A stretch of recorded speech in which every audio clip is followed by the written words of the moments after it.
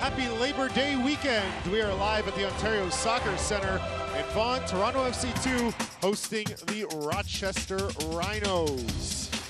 Ryan Telfer back in the lineup again this evening, second on the team in minutes played. Angelo Cavalluzzo between the pipes again, looking to continue his stellar form of late. And Malik Johnson, he is in the 11 as well. Hello everyone, welcome inside the Ontario Soccer Centre. Matt and Nicola Antonio here with Terry Dunfield. A little cool tonight, a little overcast, and a chance of rain perhaps later in the evening. But Toronto FC2 looking to build off two impressive performances, a win and a draw in their last two. And tonight, Terry, they've got Rochester. We're going to highlight Ryan Telfer, who has played solid all season. Yeah, he's been excellent. He's had a very good season. It's his first season with TFC2. He came on trial in the offseason from York University. He's a number 9 who can also play out wide, and that's mainly where he's played for TFC2. He's strong, he's powerful, he's extremely direct. Once he picks up a head of steam, he's very difficult to stop, Matt. We talked about that a lot during the broadcast on Wednesday. For Rochester, they'll get their captain, Conardo Forbes, back in the 11 tonight. He is eligible to return after a 3-match suspension. Yeah, he signed with Rochester in 2015. He plays just ahead of the defensively minded Wall in midfield. He's extremely dynamic. He loves to break forward, and he's given the freedom to do that with Wall behind him. In 19 starts this season, he's got 4 assists and 2 goals. Forbes is also excellent in transition. Let's take a look at the starting 11 for both sides, starting with the hosts, TFC2. 5 changes from that draw on Wednesday. Icam Andrews, Sean Hundle, Oyvind Alseth, Aiden Daniels, and Julian Dunn all drawing in. And for Rochester, they will have Tomas Gomez in between the pipes. He has 8 clean sheets in 18 games played. And we mentioned Forbes back in the lineup as well. Johan Graf leading the attack. A cool night in Toronto, a little bit of a breeze, but otherwise, if the rain holds off, we should have a great night for football. Kickoff is next, live from Toronto.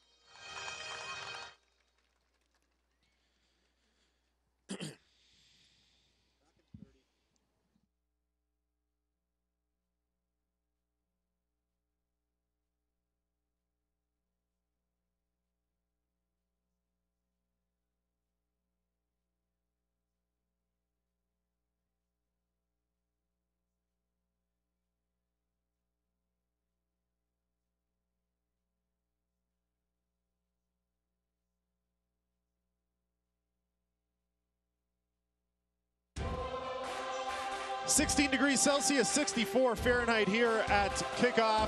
Very comfortable temperatures. Toronto and Rochester all set to go for the 3rd and final time this season. Earlier in Toronto, a 0-0 draw and a 2-0 Rochester victory in New York. Jason Bent leads the troops for Toronto. They are 5-14-7, 15th place in the USL's Eastern Conference. And for the Rochester Rhinos, they are headed up, of course, by Bob Lilly. They've got a mark of 10-5-8 tied for 4th right now with the Tampa Bay Rowdies, so these points are important to them as they continue a push up the Eastern Conference standings. Terry, they'd love to have one of those top 4 spots. They really would, and by having a top 4 spot, that means you've got home field advantage getting into the playoffs. They won't want to get too far ahead of themselves. They've still got a lot of business to do before the end of the season. Currently, as you said, Matt, they sit in 5th. They're 5 points over Pittsburgh, who are in 9th at the moment, and they've had a very solid summer. In 10 games since July 5th, they've only lost twice. 3-2 in their last 5. They are 3-3-5 away from home. That's the same mark that Toronto has at home, and they are unbeaten at home in their last 4 contests, 2 wins and 2 draws. They are 1-2-2 over their last 5. We see the young Reds getting ready to go. They will be in the all-red kits, moving from right to left. Rochester in the green kits, moving from left to right. There you see Kennardo Forbes returns after that 3-match suspension for a relatively innocent-looking play, Terry, and a little bit surprising to see him get banned for 3 matches. Yeah, when I watched it in the highlights or when I was watching Rochester's game against the New York Red Bulls, that's who it happened against. It happened just off the ball. He pushed the midfielder, who's actually making his debut for the New York Red Bulls, Pelsufajovic, and they just pushed each other with 2 arms. It was off the ball, and for me it was handbags, and I thought it was a little bit harsh to give them both 3 games. The ref definitely took his time over. He took 2 or 3 minutes to make the call, but Forbes, a very important player for the Rochester Rhinos. We are underway here in Toronto, and saying hello to all the folks in Rochester who have us tuned in tonight on WBGT Channel 18 in New York. Thank you for spending your Saturday evening with us. Rochester pressing early, and Cavalluzzo is there to snare it. Cavalluzzo making his 5th consecutive start and his 3rd in the last 8 days.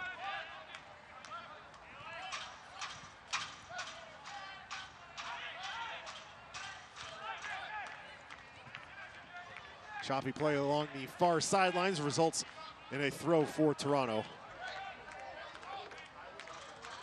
Last time Rochester was here was back on the home opener for TFC2, and while it's a little chilly right now, Terry, compared to the weather we've had the last couple of years, or the last couple of weeks, I should say, it was downright miserable that night. 3 degrees Celsius, 37 Fahrenheit, and very windy. We were all bundled up. I remember it quite clearly. Not a fun night for football, and they played to a 0-0 draw.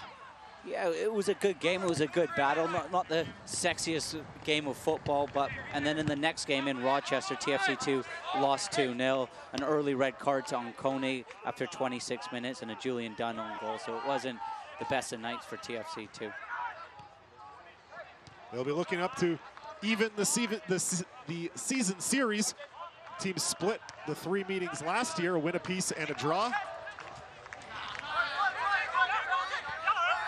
Aubrey continuing where he left off in the last game. Good step out of the back 3 there to win the ball.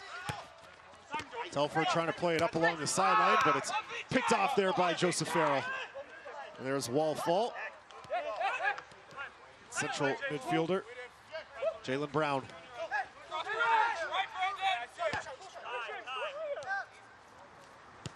Sergio Campbell.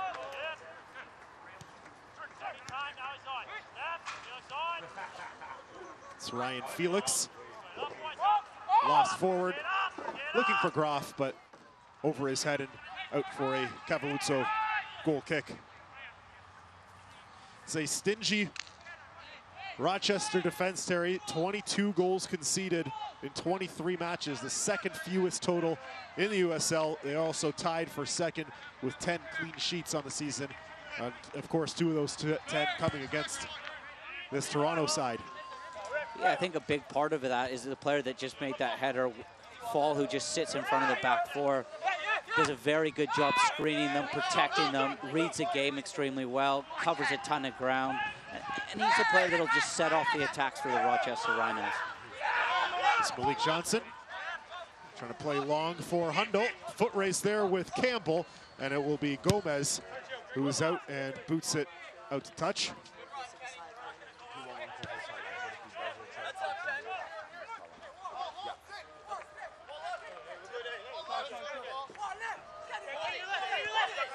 Icam Andrews making his return to the team tonight. Malik Johnson.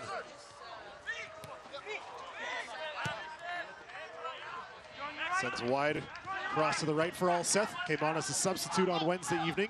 There's Aiden Daniels. Brian James leads the team in minutes played, and he's wearing the captain's armband for the second consecutive night as he replaces Mitch Tainter.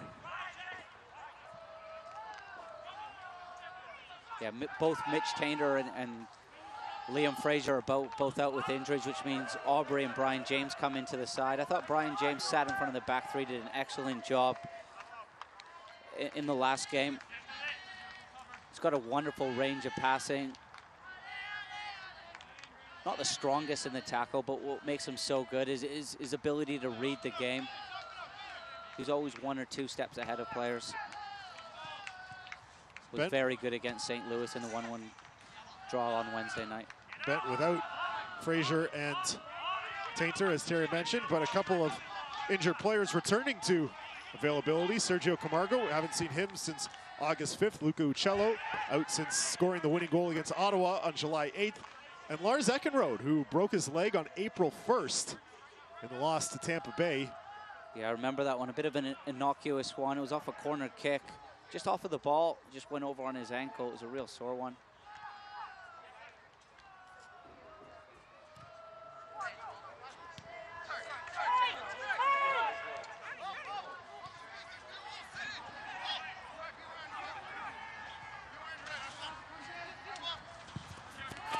Crossed in, looking for Groff. They come together, and a goal kick is awarded. Lee, who's come in for Camden on the left-hand side. A couple of early crosses in the game for him. Looks very dangerous down the left-hand side. His partnership with Brown looks excellent. Onconi does just enough to put Graff off there.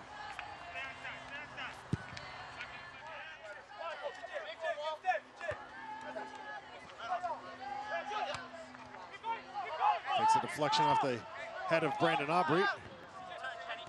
Heading forward, Forbes for Boucher. Pass intercepted by Telford. Johnson stripped. Groff for Forbes. Forbes looking to shoot. Finally does, and it's blocked by Onconi. There's Ryan James. Always fun when we see Toronto and Rochester and have Ryan James matched up against Brian James. Always a fun time for us. James, he's born in Mississauga, real versatile player. He plays all over the pitch. We've seen him play a little bit higher up. We've seen him play underneath. He actually came in and trained with TFC last year and was possibly looking for a contract. TFC decided not to sign him. He's had a very good season again this year. 22 starts in total on the season. Only missed the 1 game. Here is James now, back for Joseph Farrell.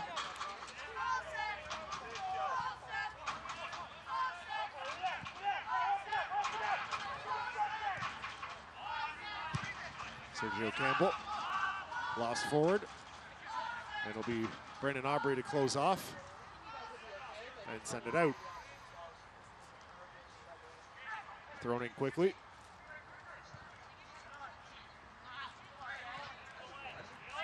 It's Aiden Daniels. Dunn pushes forward, not able to connect with Andrews. Daniels again. Forbes has had a real bright start. I think that's a foul there. Just pushes Aiden Daniels off the ball. After being suspended for 3 games, you can tell with Wall behind him, he's given the license to get forward and almost just hunt the ball, go and make things happen. The Jamaican international has 2 caps. It's important that Brian James has an eye on him at all times as the defensive midfielder for Toronto FC. Johnson. It's a slight change of system, what we're used to seeing from Rochester. Normally they play a 4-1-4-1 system. It looks like they're playing with a back 3 today. Possibly trying to match up to TFC's 3-5-2 system. Telfer. Hundle, who had the equalizing goal late on Wednesday night in stoppage time, his 2nd of the season, helping lift Toronto to that 1-1 draw. Yeah, came off the bench and really made an impression, and possibly with Jordan Hamilton getting a little bit of a rest and Ben Spencer, Hundle comes comes in for the start today. Didn't even think about his finish. A little bit of a loose touch from Jordan Hamilton into the box, but Hundo was alive, straight onto it, and the left foot just ripped it into the top of the net. James. Boucher.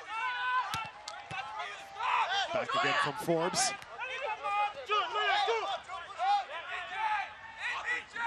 Carrying along sideline, and it's poked out by Onconi. Boucher does well there to drive his team up the park. He's on loan from DC United. He's made in total 27 appearances for DC, born in Germany. He actually played for Chris Pozniak, TFC2's assistant coach for KW United. That's a shot off the bar, and it's put in on the rebound. It's Jalen Brown, denied by the post on the first attempt, and unmarked as he picked up the redirection. And in the 10th minute, Rochester are on the board. Brown comes all the way over from the left-hand side, makes a great near-post run. His run isn't tracked at all.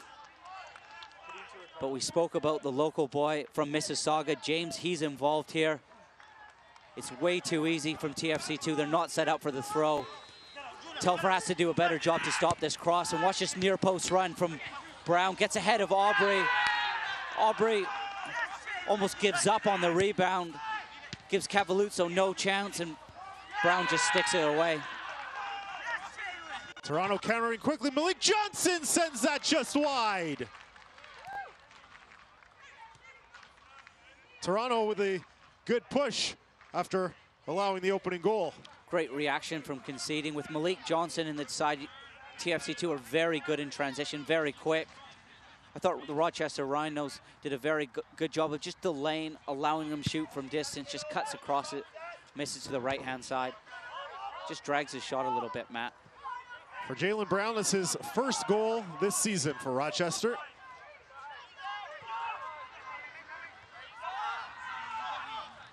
And for the third consecutive game, Toronto will have to work from behind. And we highlighted last game, they were just 1-12 when allowing the first goal. Now 1-12-1 after that late draw against St. Louis. Rochester's looking for more. That shot is blocked. Another strike right at Cavalluzzo. Nice strike there from Boucher. I think TFC2 are just struggling to get to grips with this 3-5-2 system of the Rochester Rhinos. They've not seen it very often, the young Reds, throughout the season. Wide players. James and Lee causing all sorts of problems.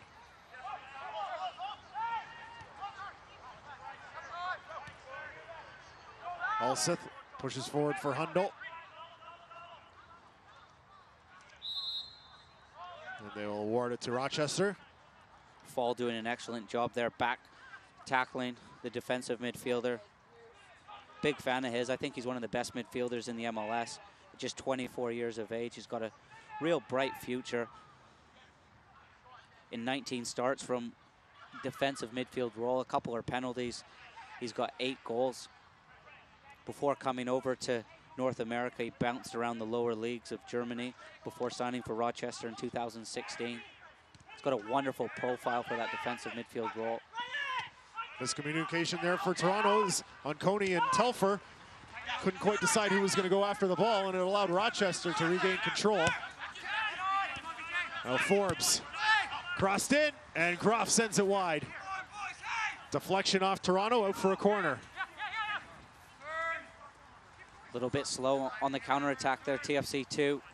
In the end, Aubrey does well to bail his side out. Important header, just gets ahead of Graff. Impressive away from home, 1-0 up. The amount of bodies Rochester Rhino are committing into the box. There was 4 bodies in the box.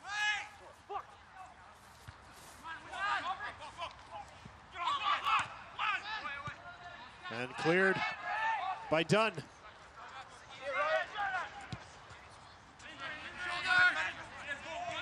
Back for Boucher. Hammered forward, looking for Groff near the back post. Falls favorably for Rochester. Looking to find Forbes, and Telfer will angle him out and allow it to roll for a goal kick. Fans, stay up to date on the latest USL news and information from around the league. Tune into USL Coast to Coast with Mike Watts, Mondays at 9 p.m. Eastern on Sirius XMFC Channel 85. Also, don't forget, they'll air the USL Game of the Week. Check uslsoccer.com for dates and times. Great header from Telfer. Just going back to Boucher, attacking midfielder for Rochester Rhinos, number 27. Another player born in Germany, but he actually played for Chris Pozniak while going to Syracuse University for KW United in the PDL League. And he scored a free kick in the semifinals to actually put them through to the final. And KW went on in 2015 to win the PDL championships. Talking to Chris Pozniak, he said it was a wonder free kick. Telfer trying to get around Ryan James. Crosses in, a little bit too heavy, and it's gone out behind the goal.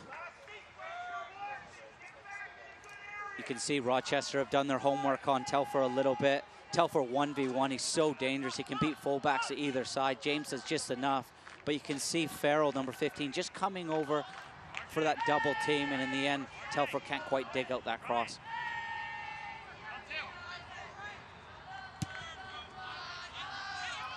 Plays short for James. Farrell.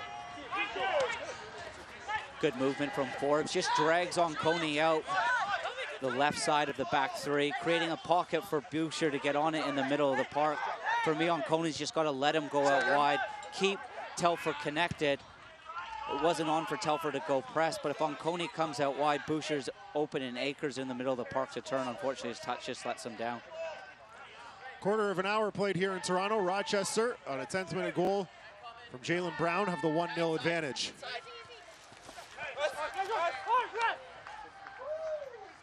That's better from Brian James, just sliding over. He's dealing with the threat of Boucher.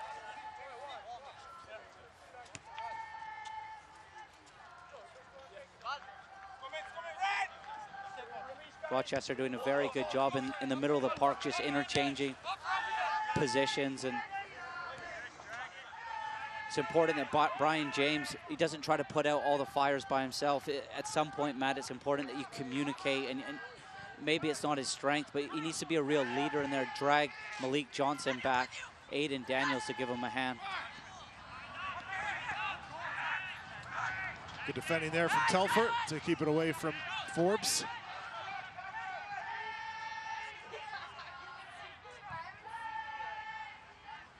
Groff.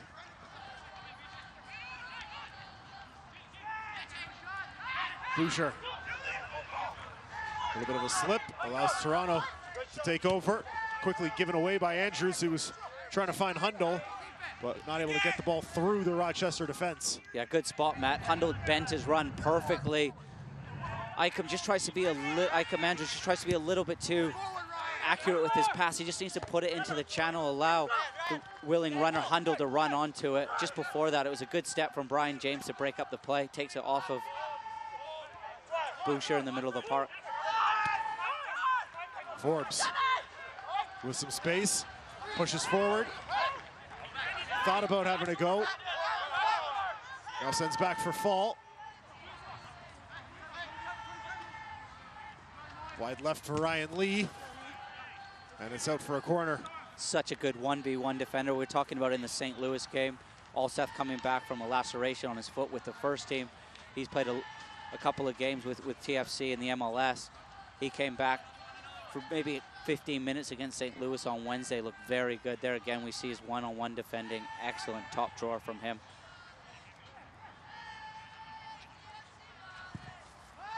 Boucher on the set piece. Comes down to Forbes. Forbes still with it. Can't get around Andrews, and well defended by Telfer and James. Honest play from Forbes. Corner. Honest play from Forbes. It's too easy from Andrews. Forbes stronger in the tackle. Goes past, I think it was possibly Onconi, but Andrews trying to make up for his mistake. Just leaves his thigh in a little bit. Forbes could have gone over. Honest play from him, wins a corner. Boucher from the near side now. Goes up, it's loose. Cavalluzzo is down. but it's cleared by Malik Johnson. But Boucher races back into the action to win it back for the Rhinos. Headed away by Alseth. And Toronto really back on his heels right now. Yeah, I think it's a combination of TFC trying to play out of the back. Toronto's trying to play their way up the pitch, and the team through the summer have done an excellent job moving that ball. But I think Rochester doing an excellent job in this 3-5-2 system, especially their wide players pressing extremely high. When it's not working to play out of the back, possibly it might be a good idea just to mix it up a bit, put a few balls in behind. At the moment, the back three of Rochester haven't been tested at all. Groff and Forbes unable to link up. Gives the ball back to Toronto. Groff will want that one back. Was in an excellent spot. Just a little bit careless with his pass. Good movement from Forbes again.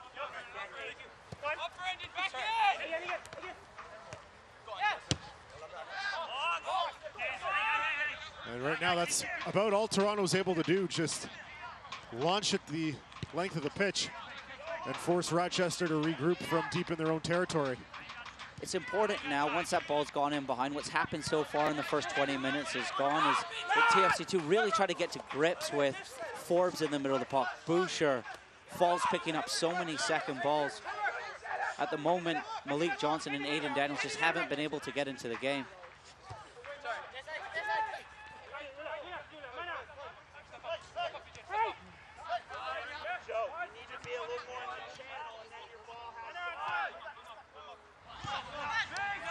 Campbell plays back for Gomez. Aubrey does well to step forward and win that for Toronto. Johnson. That's better from Malik Johnson. Holds the ball up, uses his strength. He's so crafty in tight areas. He's so good at rolling players, keeps his team in possession. Aubrey, done. Toronto just has not looked sharp in their distribution tonight. A lot of misfired passes and passes going to where teammate didn't expect it to be, and they're scrambling to get to the spot where the ball is going to. And we see Icom Andrews down on the pitch, holding the back of his right leg. And yeah, it looks like it could be a hamstring, Matt. Just come back from injury. If I'm completely honest, he hasn't had the best of starts. This will sometimes happen when you make 5 changes. Also, don't forget, this is the 3rd game in 7 days. But TFC2 looking just a little bit sluggish. Rochester, they didn't have a midweek game. And it doesn't look like Jason Bent's going to be wasting any time. I believe that was Ricardo John. It looked like he's getting ready to check in if need be. Another player coming back from injury.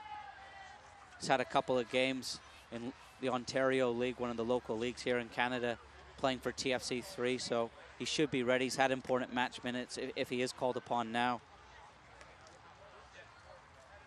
But it's a real important game tonight for Toronto FC2.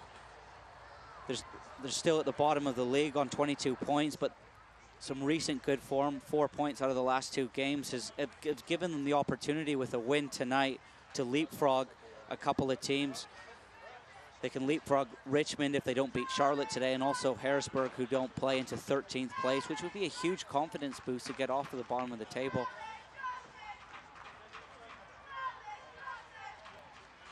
And Ricardo John is indeed, he's got the game kit on, and he's moving towards the table at midfield.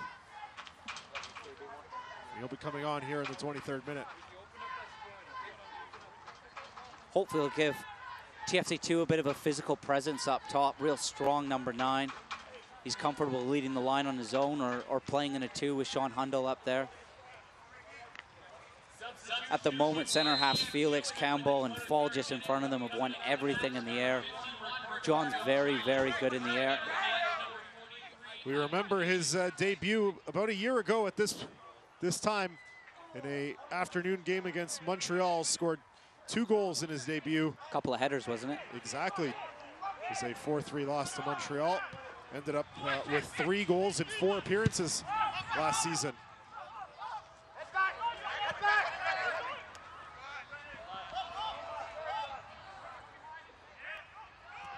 I believe I might have just seen some lightning far in the distance over the stadium.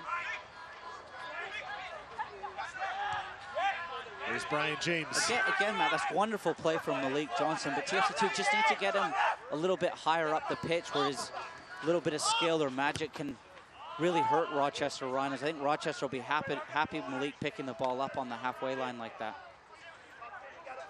There's Daniels.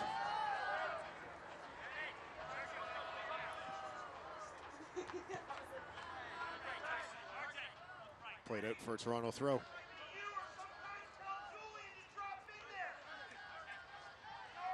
Always enjoy having Rochester in town. Bob Lilly, one of the most vocal coaches on the sidelines. You can always hear him yelling out instructions to his players. So he's just down to our left.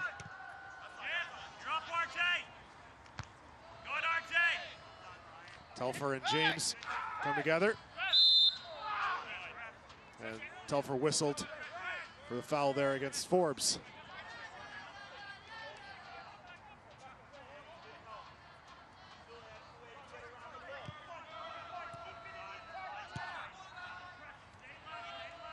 Real experienced team, Rochester. 2015, they won the USL championships. Last year went out in the quarterfinals to the New York Red Bulls on penalties. Rochester is actually the only non-MLS team to win the US Open Cup in 1999. Their goalkeeper, Canadian Pat Onstad, I don't know if you remember him, went on to have a very good career in the MLS. A club with tons and tons of history, Rochester Rhinos. He's done.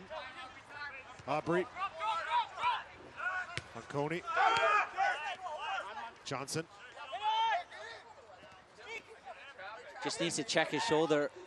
Malik Johnson there, who's in a lot of space. He didn't need to take a touch back and then turn. If he could take that in one, all of a sudden he's at the back three.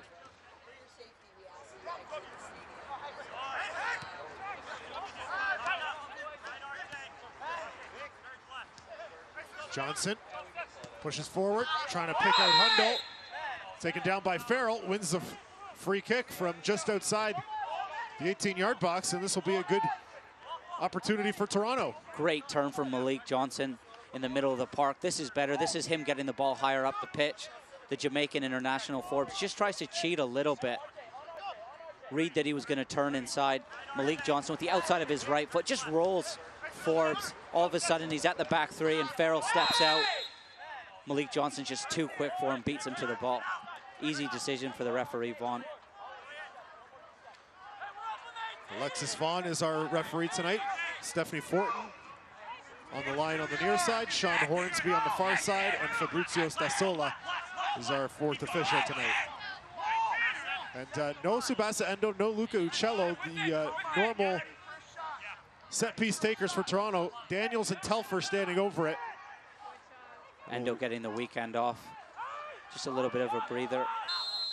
TFC2 have been spoilt by his service in recent weeks. Daniels curls it around the wall, but right into the arms of goalkeeper Gomez. Never really testing Gomez there.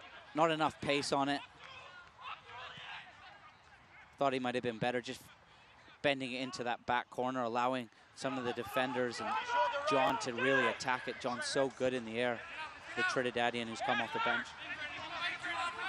Ryan James runs onto that with a head of speed. Works into the area, working against Telfer. Crossed over. And it's gone out for a corner. Telfer just needs a little bit of protection there from Onconi. He's 1v1 against James. It's just a touch hesitant to go and really try to block that cross. Allows James enough room and time to whip a ball in. Instead of whipping it in, he just drives it across the 6-yard box. Could have gone anywhere. Just takes a slight deflection out for a Rochester Rhino corner. If Onconi's not going to come give him a little bit of protection in a double team, he needs to talk to him, show him either way. Boucher sends it in. Ryan Felix there with the header, but it's out for the goal kick. Telfer does just enough on the back post to put him off.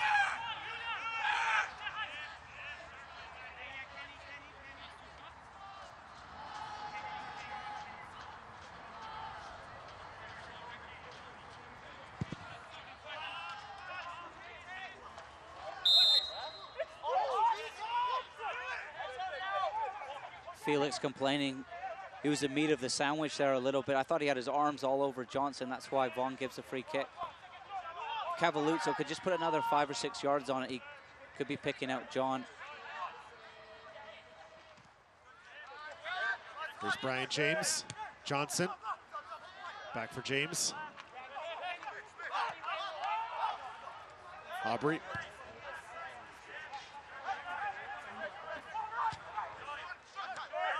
Great ball between the lines from Dunn. Just a little bit careless from Hundle. Thought Brian James was going to step into the space.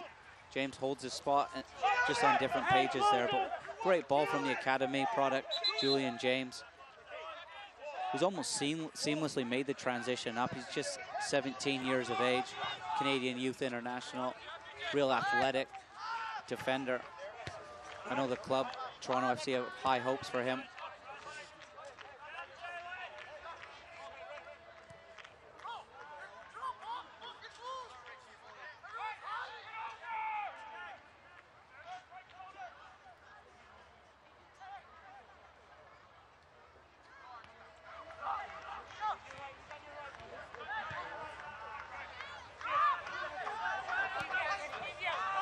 On Coney. Malik Johnson. Aubrey. Daniels.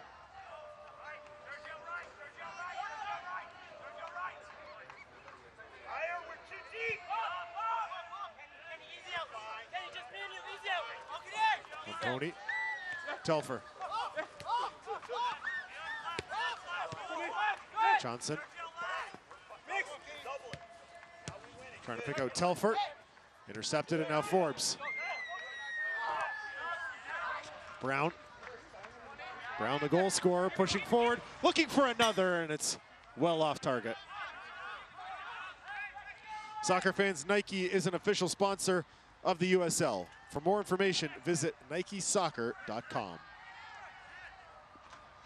It was a real bright start the first 15, 20 minutes from Rochester. Last 10 minutes or so, they just sat back a little bit, protecting their 1-0 lead. Just looking to hit TFC2 on the counter. Brown looks very dangerous. Forbes in transition. It's important that when TFC2 have good possession like that, that Brian James, he's always switched on, he's alert. He knows where the runners are. It's almost proactive defending. I don't think TFC2 were quite prepared for that bright start of high press from Rochester. It's Farrell. James. The deflection off Telfer.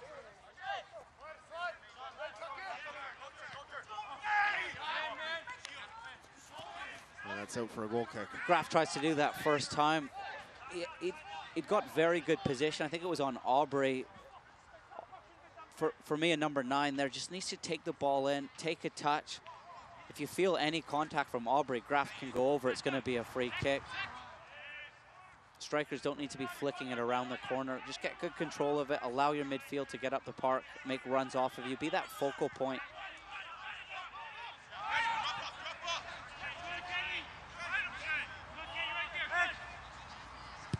Graf this year has made 19 appearances, 11 starts.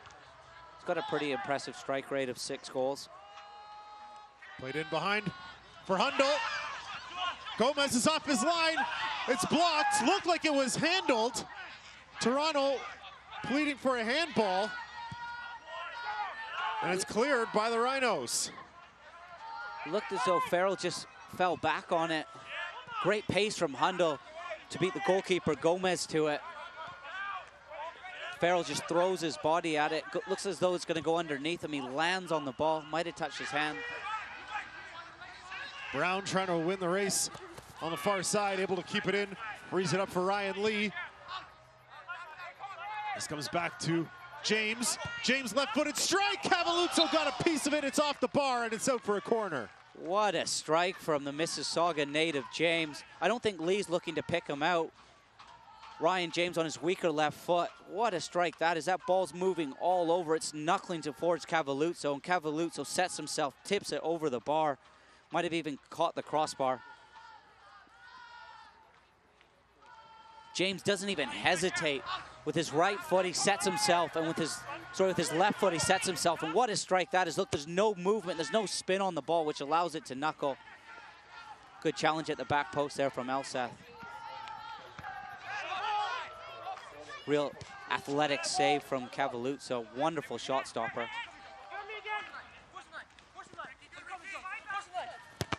Boucher out off of, I think it might have been Telfer, and it's another Rochester corner. I think it was John actually back in helping out the center forward. It was a nice cover from Brian James, just giving him a hand on Boucher.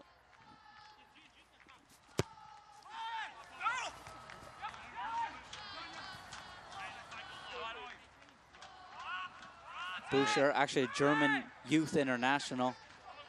Very good player. Spent his youth career at Bochum, massive Bundesliga club.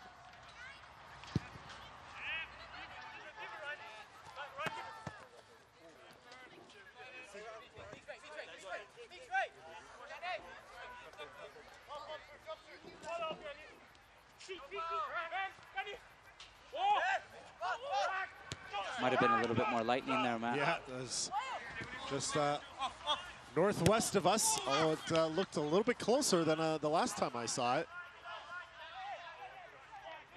It rained for maybe 10 minutes, about 15 minutes prior to kickoff. But that stopped as the players were heading into the locker room following warm-up. And we've seen nothing since then. Hundel's got to play closer to John there. There's 30 yards in between them. There's no way Hundel's going to pick up that second ball. This might be a booking here for Onconi. Goes right through Boucher, sorry. A little bit of frustration in that tackle, I think, from Onconi. Doesn't look like it'll be a booking, but a stern lecture from Alexis Vaughn. Yeah, he comes right through the back of him. Big Onconi. Gets a little bit of the ball there. Maybe that's why it's not a yellow.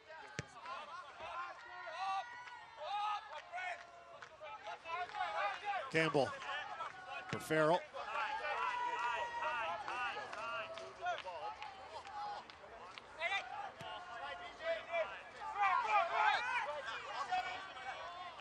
Fault.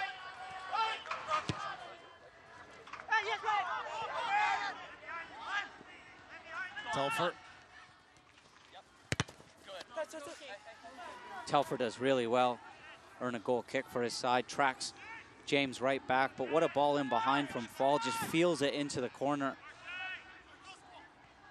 Great weight on it. Just on this turf, it'll always check. It'll hold up. Extremely slow playing service. Right on goal from Boucher. Easily handled by Cavalluzzo. Yeah, Boucher was just looking for James there. James was a little bit too deep. He wanted to go out wide to him. In the end, takes the shot on. Comfortable save for Cavalluzzo. Been one of TFC2's players of the season so far.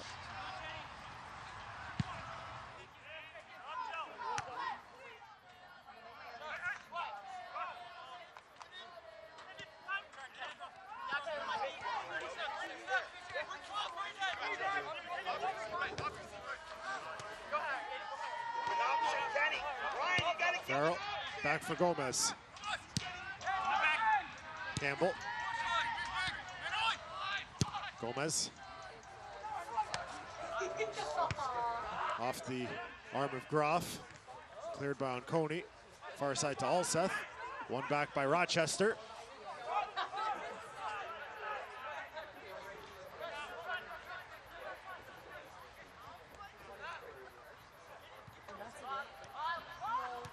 Fall trying to play that through. Good sliding block from Julian Dunn. There's Brian James. Telfer. John. Pass goes in between James and Daniels. And taken by Rochester. John actually took it extremely well. His first touch in traffic was great. Just off balance a little bit. TFC2 just need to start connecting, but a little bit sloppy in possession in that middle third. Groff James cleared. Looked like Rochester were going to be extremely quick in transition there. In the end, it's a little bit pragmatic. It comes out wide to James. Another great ball whipped to the near post. Aubrey just gets ahead of Graf.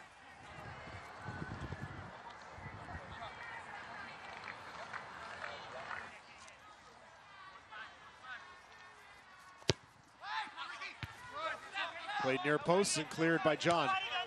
Rochester maintains, comes back to Boucher. It's off the leg of Telfer. Johnson, again, can't clear.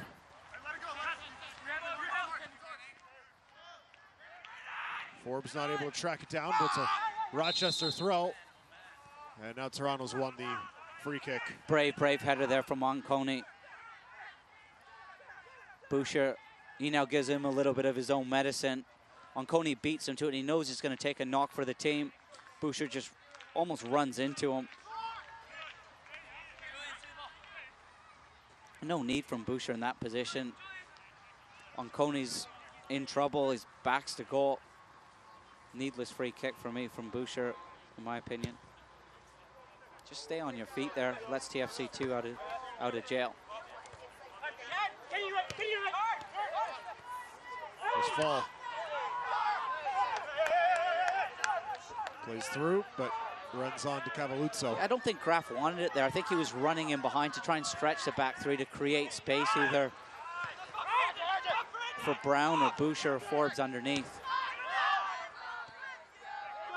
Up top, Graf really works his socks off. A lot of unselfish running. Works hard too defensively, setting their press off. Here's Brown.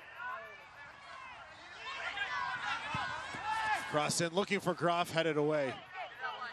Comes down for Boucher. Plays for Forbes. Ryan James. Fall.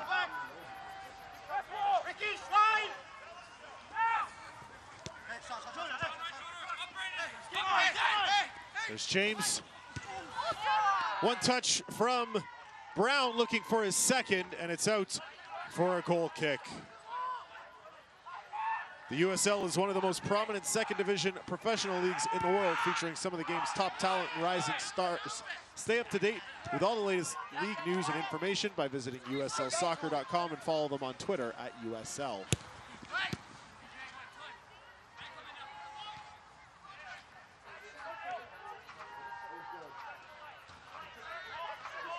It's one away by Alseth, trying to pick out Hundle on the right side, intercepted.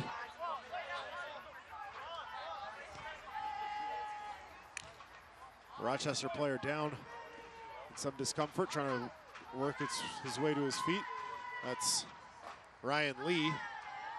Yeah, he went into a tackle with Alseth. Not sure whether Alseth might have caught him or where he caught him. No malice in it from Alseth. Just, I think it was more of a coming together.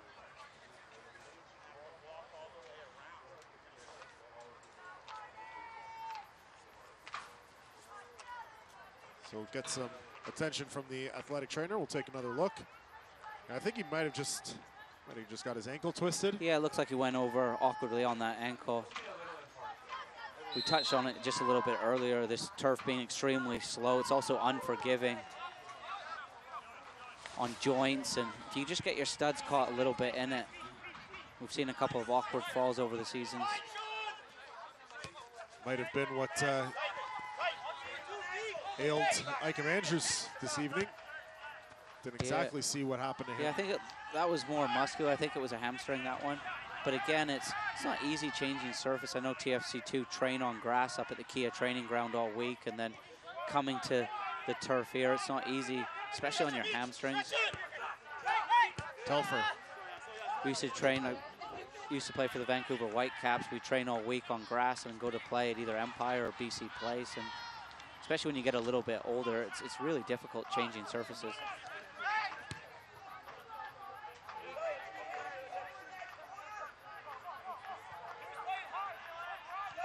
think Brown was looking for Boucher to just run past him there or overlap him out wide. Boucher was having none of it. Just slowed down the attack a little bit. It's James. Fall going through for Groff. Another good ball from Fall. Graf just wasn't on the same page. There's an acre for him to run into. There's Ryan James, well defended by Onconi. Malik Johnson.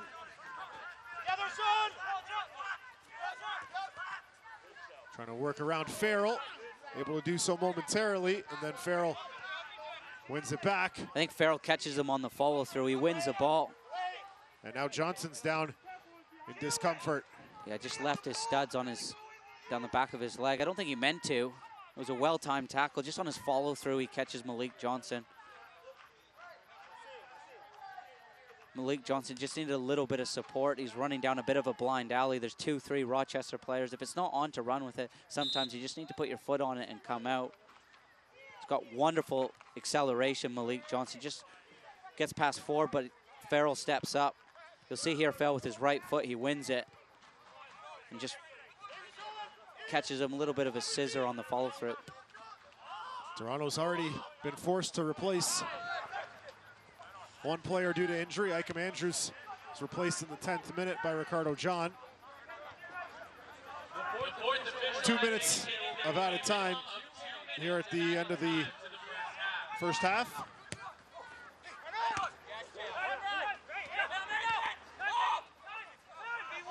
There's Forbes. Brown.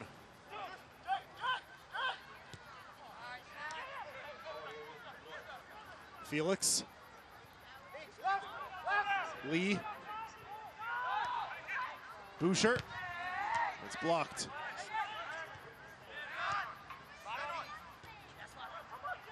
Ryan James. Telfer.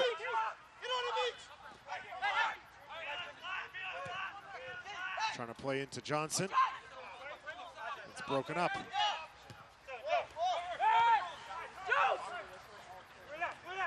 Brown. For fault. Forbes. James.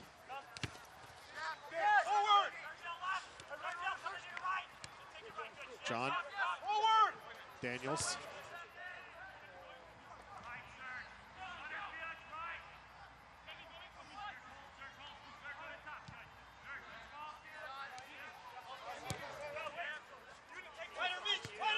Telfer.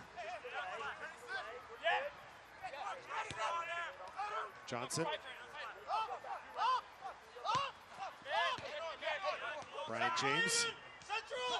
Hundle. Hundle swarmed by green shirts, and he loses the ball.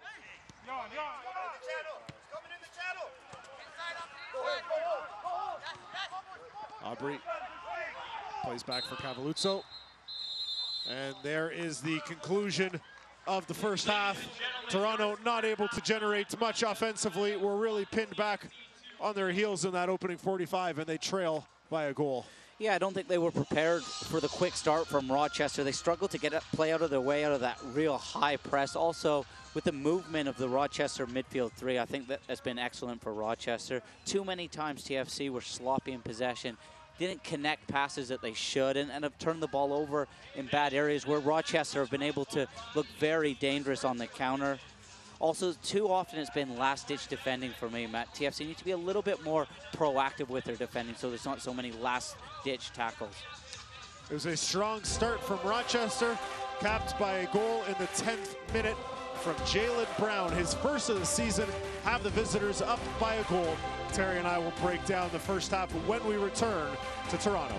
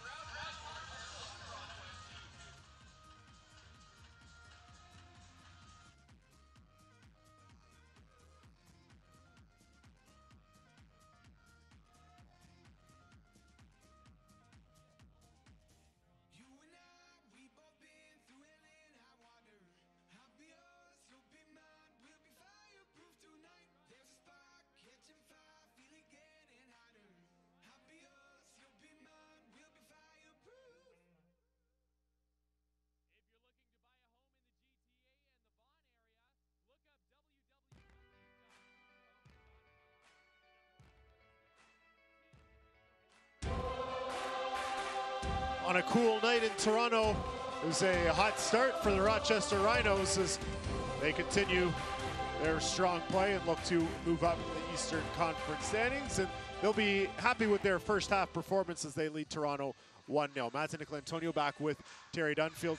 Terry, you mentioned before the break, did not look like Toronto was prepared for this strong start from an experienced and good Rochester side. Yeah, I thought Rochester came into town to play. They almost looked like the home team, and they had a slight change of system. Normally they play a 4-1-4-1 system. They played with a back three and three in midfield, and their two wide players pressing extremely high, at times pinned TFC2 in a little bit. I thought TFC2 struggled with their passing a little bit. They didn't connect as many passes as they should, lost the ball in bad areas. And to be fair, Rochester were very good in transition. And I think TFC2 also struggled to get to grips with a very good midfield of the Rochester Rhinos.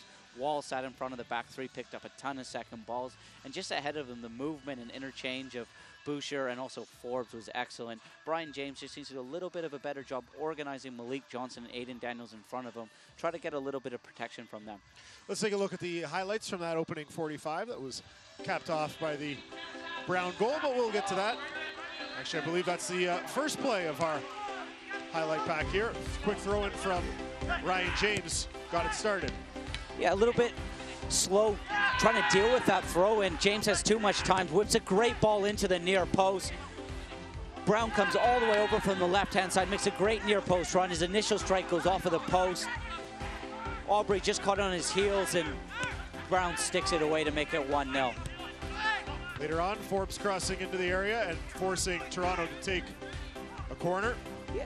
Aubrey at times has had some very good last-ditch headers, just getting ahead of the center forward at times. That was Toronto's really only good opportunity of the evening, and a free kick easily handled. This is probably TFC2's best chance. Hundle, he slid in by the substitute. John just beats the goalkeeper to it. And in the end, the Rochester Rhinos get numbers back and deal with it. Here we see the strike off of the crossbar.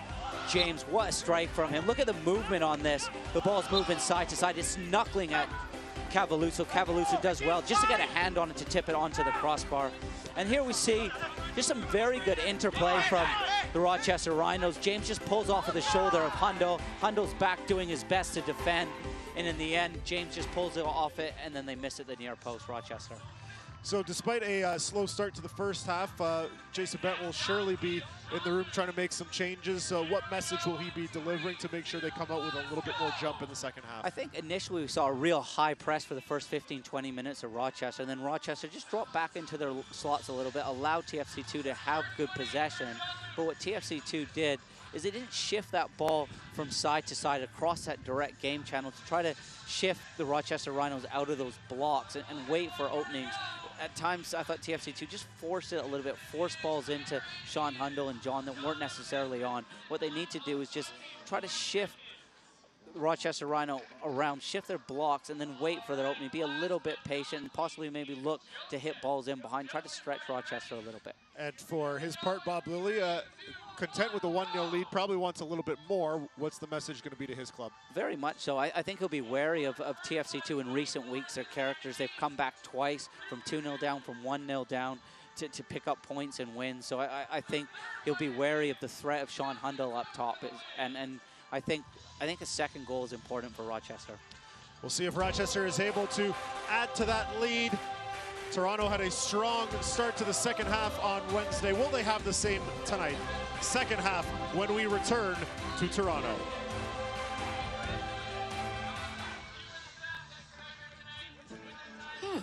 Maybe you can make retirement happen. After all, you made home ownership happen. Homeschooling yourself on loans, beefing up your credit score. So I'm pre-approved. You were like, yes! Sorry. Color coding listings, ticking boxes, and flushing every toilet in a 20-mile radius. Home sweet home. You aced house hunting. Now get the tips you need to get on track at aceyourretirement.org. I'm a retired school psychologist, and helping people was my thing. I was very independent and thought I could take care of myself. I fell, and I had to have Meals on Wheels. After my stroke, when Meals on Wheels started, I was on the other end of the stick, so to speak. Meals on Wheels, coming to my door as someone who's housebound, having someone check on me, assures me that I'm not forgotten. Meals on Wheels has given me a mode of freedom that I wouldn't have otherwise. We're the clients. We are the clients. We are the client of Meals on Wheels. America, let's do lunch. 1 in 6 seniors faces the threat of hunger, and millions more live in isolation. Drop off a hot meal and say a quick hello. Volunteer by donating your lunch break at americaletsdolunch.org. Week 23 of the 2017 USL regular season was one for the record books. 5 midweek matchups took center stage as the league's total attendance record was shattered. Wednesday night saw the USL surpass the 1.5 million mark in total attendance, pushing past 2016's total attendance in just 6.5 weeks after the league passed the 1 million mark. FC Cincinnati continues to lead the league in average attendance with more than 20,000 fans per game, with Sacramento Republic FC not far behind. But notably this season, the league has more than doubled its number of teams averaging more than 5,000 fans per game, with 9 clubs above that mark.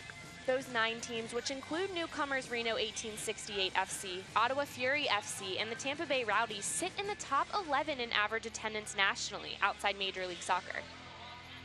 With the season pushing on, the 2 million attendance mark is on the horizon. As the race for the 2017 USL Cup playoffs heats up, the league's fans are not cooling down. For USL Network, I'm Morgan Conklin. How can I help my daughter with her reading? Searching for help with Dachshund Reading. Why do you not get me? I do. This is what it feels like for kids with learning and attention issues. Redirecting to understood.org. Join parents and experts at understood.org, a free online resource about learning and attention issues to help your child thrive. Look at you. You're at the top of your game. At work or at play, you're unstoppable. Nothing can throw you off track. Oh, hey, she's cute. Nice going, man. Things are going great for you. You've earned a night out. Good drinks, good friends.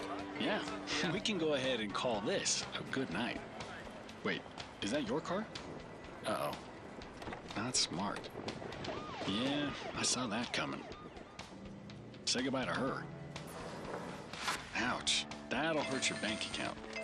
You're looking at around 10 grand in fines, legal fees, and increased insurance rates. I hope you like eating frozen dinners. Alone. Let's try this again.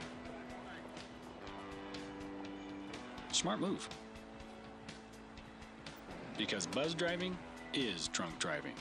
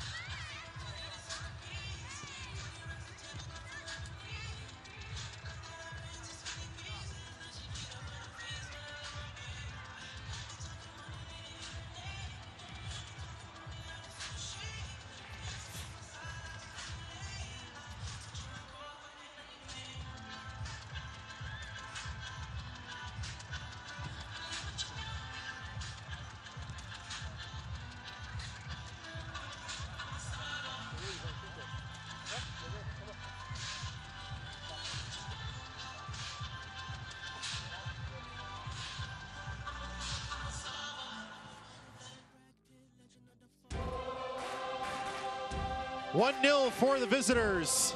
After 45, we're getting ready for second half action here at the Ontario Soccer Centre. Rochester up 1-0 on Toronto. We'll take a look at the stats from that opening half of play. Shots 12-2 for Rochester, 7-zip the corners. Those two pretty indicative of how well Rochester carried the play in that first 45 minutes. Yeah, if I'm honest, Rochester dominated TFC2 in that first half, but this is a real test of character and the leaders out there of TFC2. Can they step up? Who wants to really grab this game by the scruff of the neck and be a leader out there and try to get some of the other players going? 19 crosses to 1 is a huge, huge difference. At the moment, the wide players of TFC2 have been really, really deep. Telfer and Alseth haven't been able to take the wingbacks of Rochester the other way. Let's take a look at some of the work that Rochester has been putting in this evening. In the center of everything good going forward. For me, I think Forbes has been excellent. It was a wonderful first half of him, and it's almost like he's been let out of the penalty box after being suspended for 3 games. His energy, his enthusiasm has really been infectious on the group.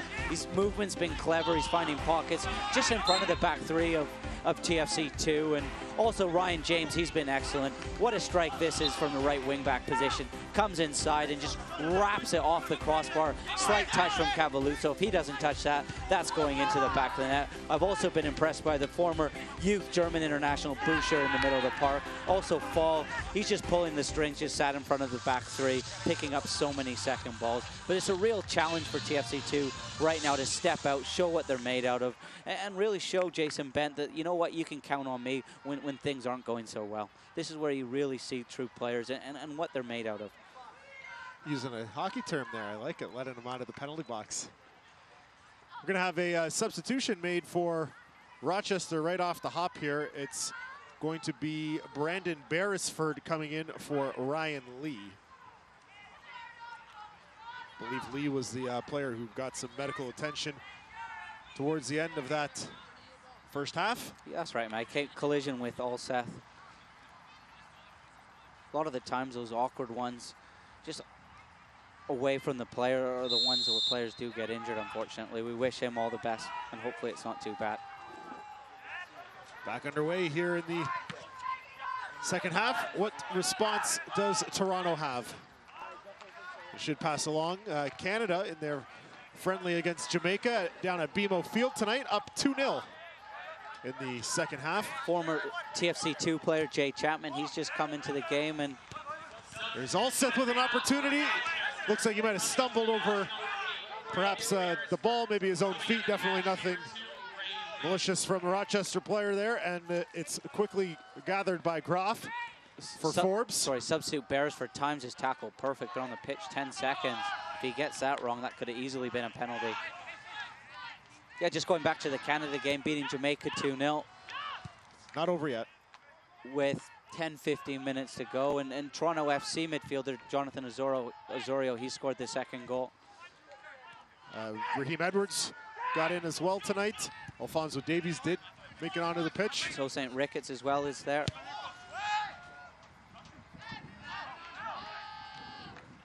Apparently a pretty good crowd on hand too. Yeah, important game for Canada to build on the progress of a very good Gold Cup.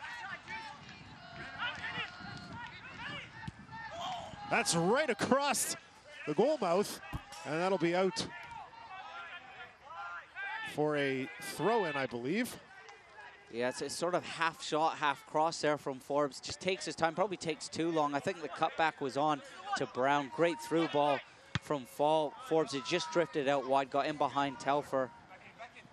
Almost has too much time to think about it. In the end, it's a cross shot and TFC2 escaped. I believe a couple of USL players were available for the Jamaican side this evening. I believe Romario Williams, who we didn't get to see from Charleston. Yeah, on loan from Atlanta. Big, strong center forward. Had a really good Gold Cup up top with Maddox, Portland Timbers player. Scored the goal against Canada in that 1-0. Thanks for bringing that up, the Matt. Quarterfinal loss. It was 2-1 that game, 2-1. Corrected myself, thought it was 1-0. Brian James playing that across for Brandon Onconi. Will leave the U.S. men's national team game last night.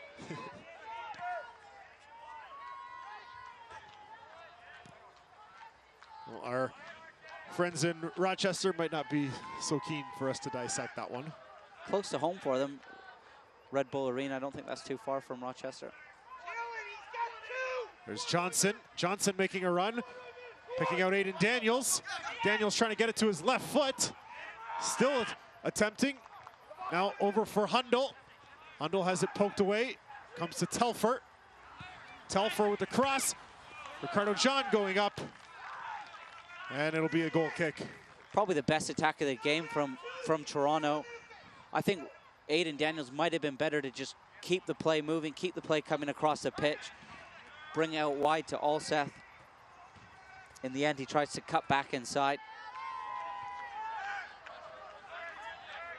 Malik Johnson picking it up, extremely dangerous. Drifts past a couple of players like their pylons, eventually picks out Aiden Daniels. Aiden Daniels just needed to keep the play moving. Alseth was out wide. They created a nice little 2v1 on Beresford. But that's what Malik Johnson can do. Just glide past players. Again, he starts from too deep.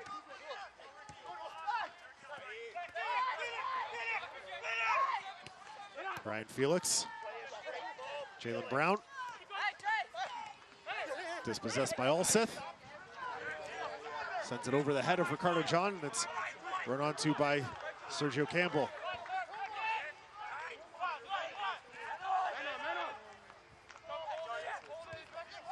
Great reaction to a poor first half. Really on the front foot, Toronto FC. Telfer crosses in. John James. That's blocked. Comes down for Alseth. And I think they whistled Alseth for the foul there. Yeah, I think it's a foul on Beresford. There wasn't a whole bunch in it. I thought the referee, Vaughn, was going to give a corner kick. It was too bad. Ricardo John set to Brian James. Just couldn't have been a little bit better. Bouncing back to James. James tries to get his hips over top of it. John just needs to kill it so it's coming back onto the ground so James can really step onto it. John's been out for injury a little bit, just finding his rhythm.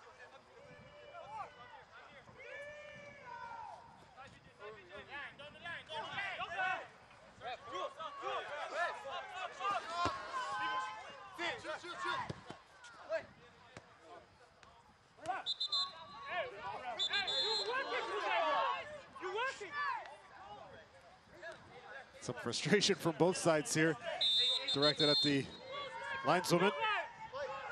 Yeah, There's a little bit of a delayed call on that throw-in. Yeah, she was just taking a play off. She didn't want to put her flag up. It was blatant to see that the ball had gone out. There was some complaint from Toronto that the Rochester player had moved too far forward on that throw. A little bit of sarcasm from Wall, just asking if she's working tonight.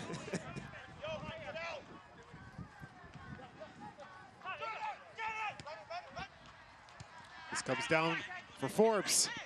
Forbes left-footed strike, takes a deflection. Cavalluzzo gathers it. Malik Johnson's been excellent going forward. He just has to track his runner. Forbes runs off him. Good block from Onconi, just takes a sting out of the shot.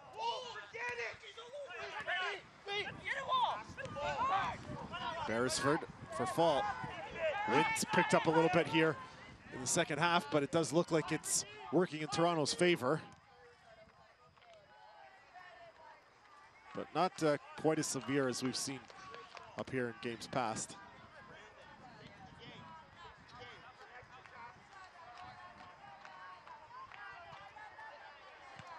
Groff for Boucher. Boucher works around on Coney, flips it up, and over the top of the goal, lands on top. Real clever from Boucher, just tries to dink it over Cavalluzzo. Again, for me, Graff has to take 2 touches there. It's not the best layback to Boucher, but Boucher does extremely well. Takes a wide way around, just goes past Onconi, and then just tries to dink it over top of Cavalluzzo. I think Cavalluzzo had it covered. Real audacious attempt from Boucher.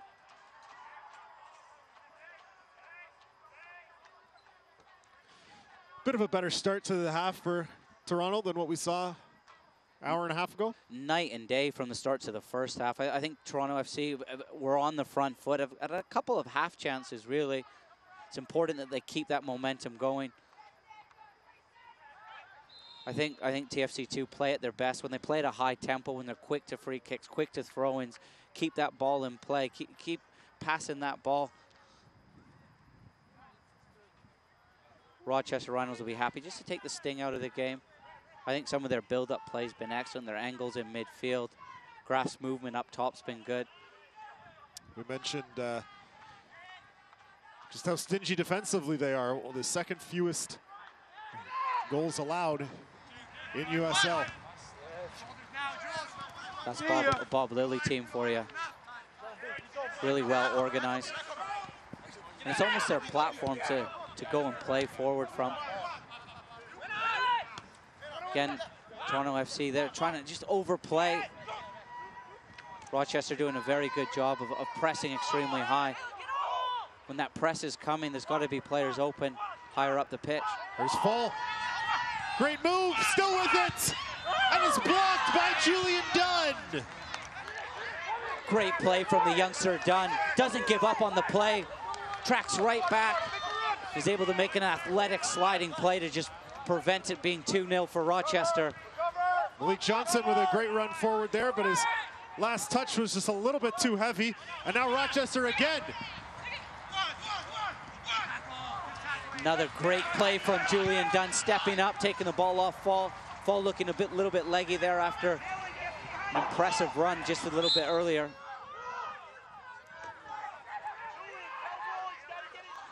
See if we can get another look at the great chance from Wall Fall. Fall, it's all Fall here. He picks up the ball, brushes past Aiden Daniels, little cheeky nutmeg on Aubrey, but Julian Dunn, he doesn't give up on the play. Throws his body on the line for the team to keep it 1-0. Wall Fall picks up the ball. Sounds like quite the tongue twister. Or the start to a soccer nursery rhyme. Love the composure on the nutmeg on Aubrey. Aubrey won't want to watch that in the video room on Monday. Fortunately, it's a long weekend. Maybe they won't have a video now. Holiday Monday, so maybe video gets pushed to Tuesday. Is it a holiday in the U.S.? Yeah, they celebrate Labor Day as well. So long weekend all around. The one in August during the summer is the only one that we don't, mesh up on. I think they take it a week later. Sergio Camargo making his first appearance in a month. August 5th was his last game action, and he will spell Malik Johnson. Yeah, Malik Johnson comes off. He looked really good going forward. He didn't give a whole bunch to the midfield three defensively, but very, very comfortable on the ball. Got a wonderful change of pace. He just glides with the ball, goes past players. Unfortunately, wasn't able to do that closer to the Rochester goal. Camargo comes in, more of a two-way midfielder. Tons of energy. He's the type of player that makes other players around him better. Every time I've seen him play for TFC2, he's been excellent. Just struggled with injuries a little bit. And we've seen him be a bit of a spark plug coming off the bench. That's a wonderful way to describe him, Matt. He is a real spark plug and type of player players love to play with. Rarely he'll give the ball away. He'll give Brian James a hand defensively in midfield. Who's actually went through the academy of Toronto FC, spent a bit of time with KW United as well. Went away to university with Syracuse, has come back. And when I've seen him, as I said, he's been excellent, just struggled with injuries. Signed to a first-team contract as well. Fans, stay up to date on the latest USL news and information from around the league. Tune into USL Coast to Coast with Mike Watts Mondays at 9 p.m. Eastern on Sirius XM FC Channel 85. Also, don't forget Sirius XM FC will air the USL Game of the Week. Check USLsoccer.com for dates and times.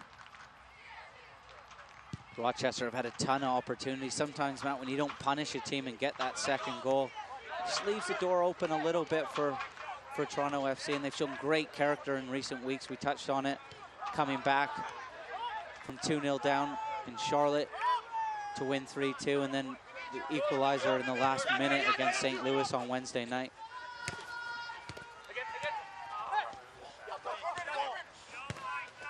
We mentioned, I'm not sure if we mentioned this during the broadcast on Wednesday or if it was off air, but in that game last weekend against Charlotte, the great save from Cavalluzzo when it was 2-0, that kept it at 2-0, and then it might have been after the sending off actually, but it kept it at 2-0 and allowed Toronto to mount that comeback. And so I put a little star, 55th minute, with the Julian Dunn block and the chance for wall fall to see if that could be a turning point for Toronto and just a point to look back on. Very well could have been 2-0. Here's Alseth. They've been having some success down that right side here in the second half, but poor ball played in by Camargo. Yeah, Camargo was fired at him a little bit too quickly. Just needed to take a touch there. And Gruff speeds by Aubrey. Shot is right at Cavalluzzo, who quickly will roll it out and allow Brandon Aubrey to push forward. But Johan Graf just turned the corner on Brandon Aubrey there. Yeah, what a change of pace, Matt. Aubrey tries to step and win it. All of a sudden, Graf's got a chance to get in, and his acceleration was really impressive. For me, just shoots it a little bit too early. Could have taken another touch. He tries to just open his hips up and bend it into the far corner, almost a little bit like Thierry Henry. In the end, it's too central, and it's an easy save for Cavalluzzo. Yeah, I thought that as well. It probably could have taken at least another 1 or 2 strides, if not more. And once you come into the box there, you're very difficult to defend. Any touch there, it's a penalty. Camargo crossed out for a corner. And I believe this is the first corner of the night for TFC2. While we set that up, let's get another look at the speed of Johan Graf. Camargo just a little bit disappointed there not to get his cross in. Great change of pace from him. It's a pretty straightforward ball. This is one Aubrey should deal with. He's just caught underneath it. Once Graf's in, there's no way Aubrey's catching him. And as we discussed, Matt, looks like he could have maybe taken another touch onto his left foot. Tries to take it on his favored right. Swung in by Telfer, and Gomez goes up and snares it out of the air.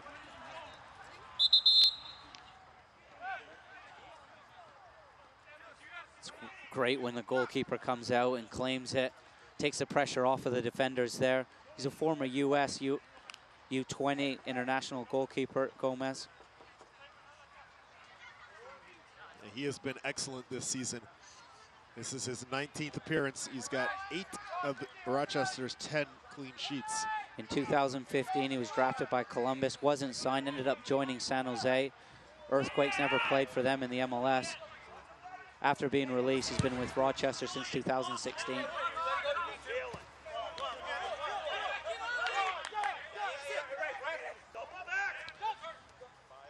You mentioned it, Terry. You notice a much better pace to the game being played by Toronto.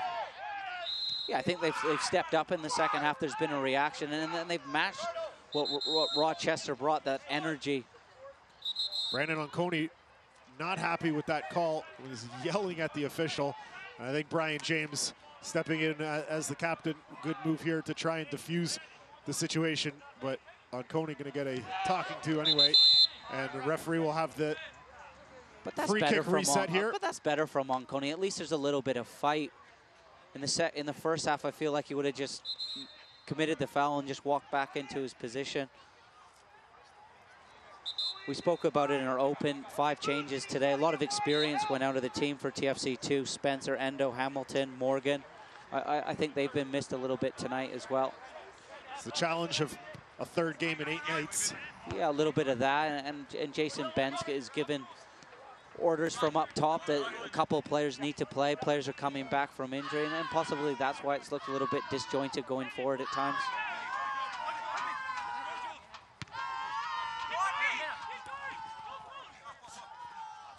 Two of the 3 substitutions used already, and we mentioned some other players coming back from injury who are candidates to see time. As the 3rd substitute, Lars Eckenrode and Luca Uccello are still available, as is Jordan McCrary. But I'm not sure we'll see McCrary tonight.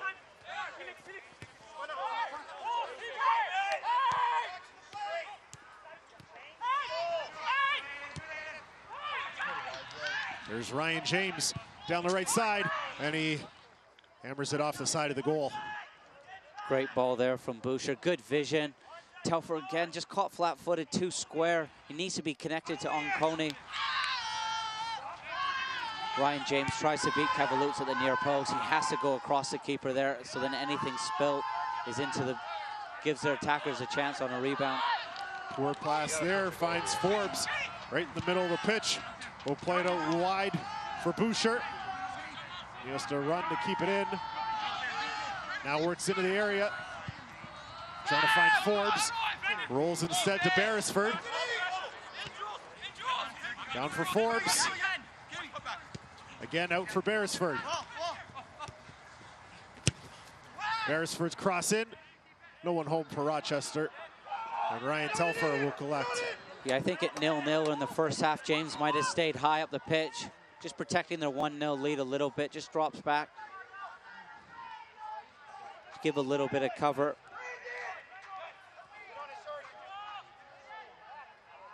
I think it's Farrell who he's giving a hand, just double teaming Telfer, just wary of TFC on the counter.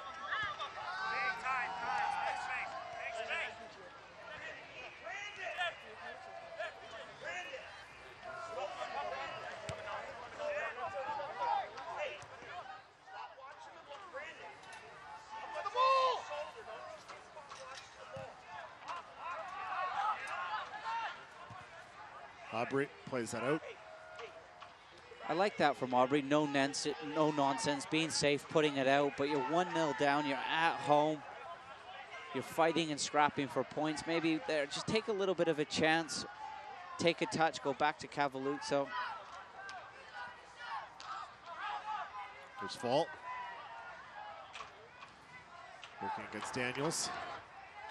Quick interplay. Comes into the middle for Brown. Brown pushing forward. He's met there by Alseth. Brian James just needs to check his shoulders. Caught ball watching a little bit there. Forbes had just pulled off his shoulder. There has to be a connect with him and TFC2's back three.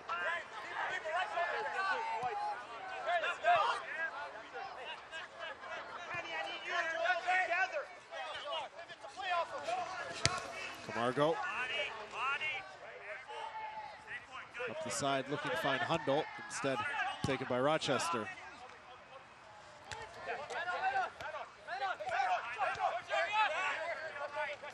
James on Coney.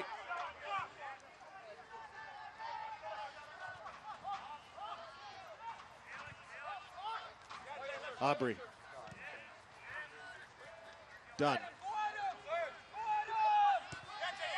See, when Rochester's set like this, man, it's important that TFC to move that ball quickly. 1 and 2 touches. Try to shift Rochester out of their blocks. Try to create a bit of space. Hundle surrounded by 5 Rochester players there. Was able to free it up for a moment, but now the Rhinos have it back. Their captain, Canardo Forbes. Brian James, he tried to make up for his mistake, and I love his enthusiasm to go repress, but just needed to let that go. Now all of a sudden there's gaps everywhere in midfield. On Coney with a hard challenge in there on Boucher. Those two have been going at it all game.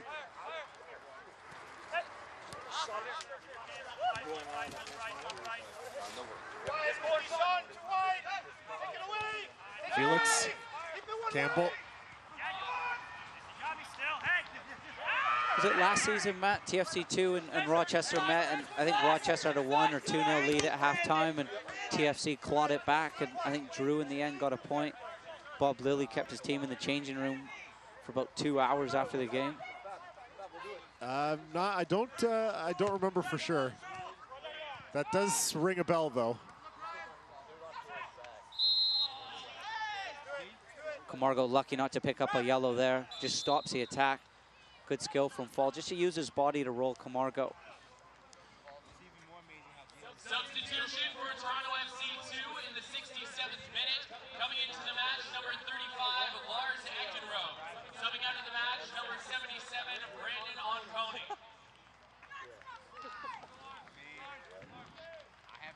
Here we see Beresford. A little bit of clever play from him. I don't know if Brown's aware of it. Seth tries to get there. I like that. Let's be a little bit creative. So the third change for Toronto in the 68th minute. It's Lars Eckenrode coming in for Brandon Onconi. I was just checking the TFC2 schedule from last year. In the 2 games here at Toronto, it was a 2-1 win for Toronto. Toronto scored in the, I believe, 77th minute.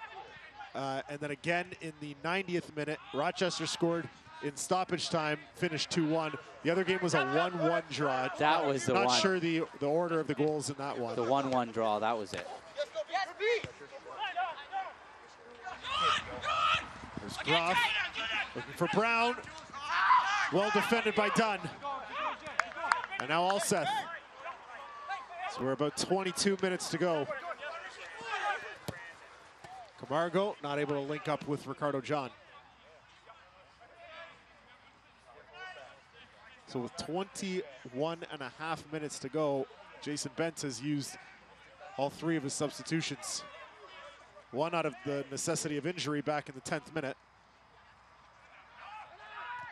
The other 2, Camargo for Johnson, Eckenrode for Onconi. And good to see Lars Eckenrode back on the pitch. First game action since April 1st. Great, guys. Worked so hard off the pitch, in the gym. Nearly 5 months to the day of that injury.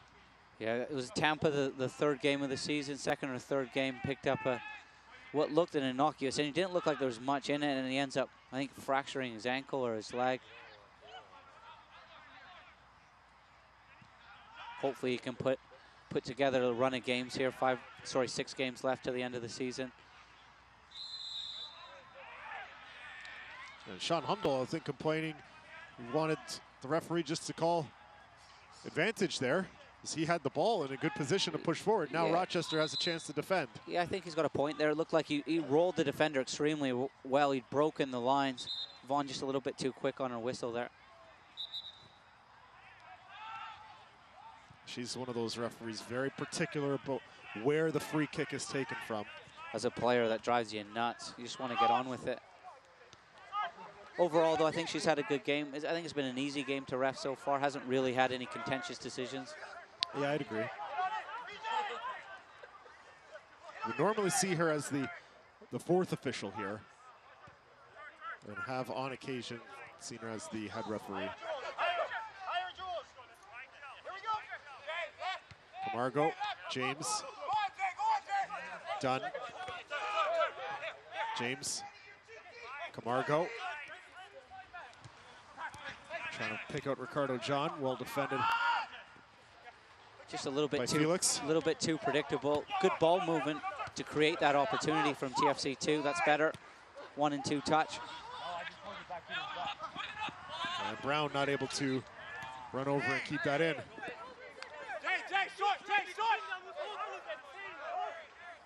Alseth.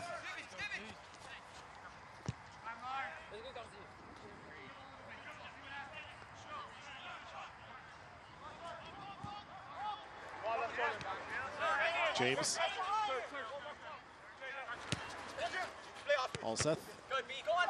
Into the feet of Beresford. And that's going to stay in, or is it? No. Looked as though it stayed. Says out. Yeah, looked as though it stayed in for me. Real tough tackle, both Beresford and Julian Dunn going in for it. There's Brian James.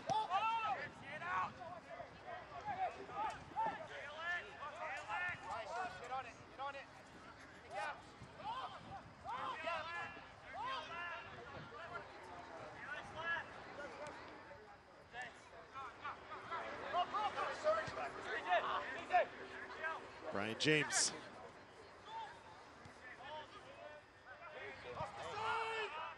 Daniels.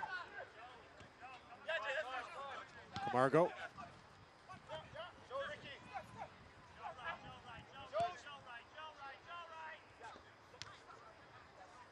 Takes a deflection. Comes down for Hundle. Bit of a sore one there for Telfer. Just ricocheted off his face. Vaughn does the right thing to stop it. Any head injury, you have to stop it. You can't take any chances.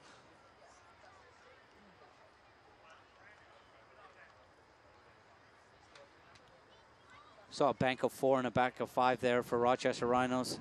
TFC2 just struggling to break that down. Working extremely hard off the ball, Rochester. Here we're going to see a replay of the ricochet. Telfer takes off his right in the mush. Ooh. Like it might have got him near the eye.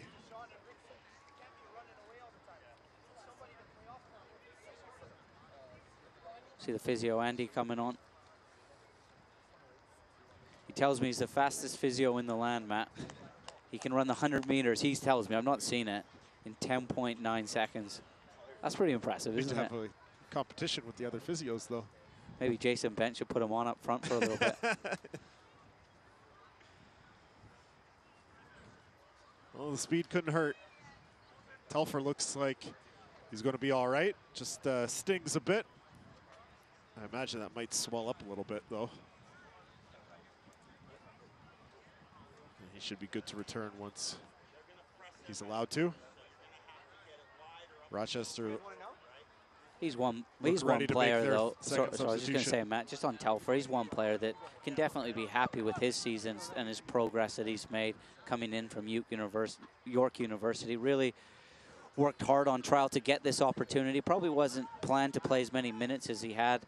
Came in as a number 9, and I think he's really adapted to the 3-5-2 system out wide today.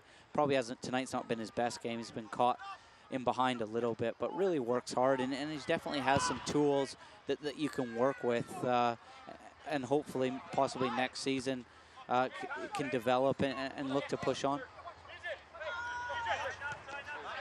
Whether they intended him to play this much or not, he's played the second most minutes on the team, only behind Brian James, and the two of them will both put in a full 90 here tonight. That's one position for the squad where there's not a whole bunch of depth. Jonathan Osorio's brother, Osorio, he's been out with an injury for most of the season. He hasn't played Anthony Osorio a whole bunch of football. So he's really made that left wing back position his own. I believe we've only seen him here once this season. I don't remember which game it was, but picked up the red card about 45 seconds after being subbed on. That's right, yeah, good memory. Real rash tackle, no need for it. Right. Jason Bent was not happy with that when I spoke to him after that game. There's Ricardo John, trying to pull it away. And he's won the free kick. Not the cleanest passage of play. Real tenacious play from Ricardo John. His touches looked a little bit off tonight. Last time I saw him play, that would stick. He'd use his body to hold off defenders. He's just chasing his first touch a little bit tonight.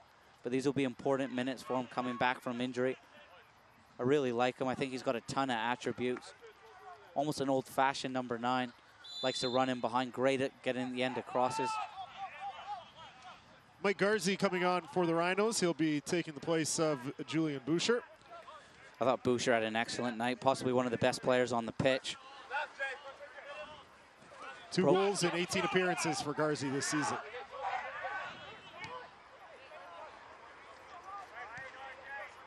He's been with Rochester since 2017. In 2016 was appointed club captain. Actually, he's part of the team in 2015 that won the championship. That year, he was also awarded an award for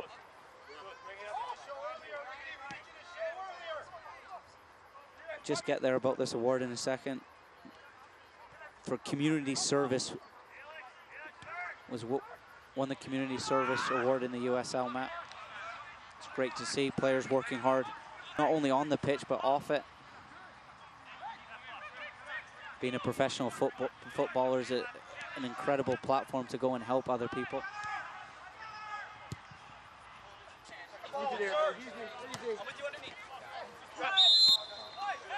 Dunn whistled there. A little aggressive on Jalen Brown.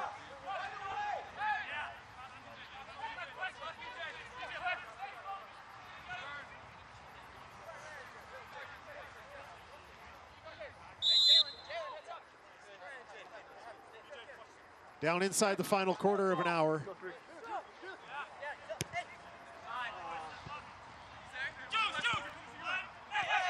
Beresford. Deflection off James. Daniels. Comes to James, well taken. Plays in for John.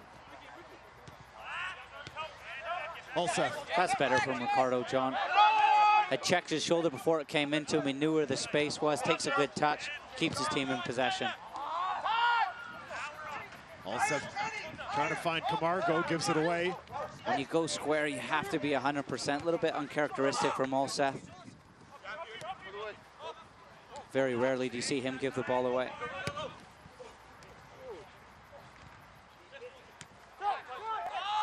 Julian Dunn at the back, he's quietly had a very good game. Good defending there on Brown. Forbes.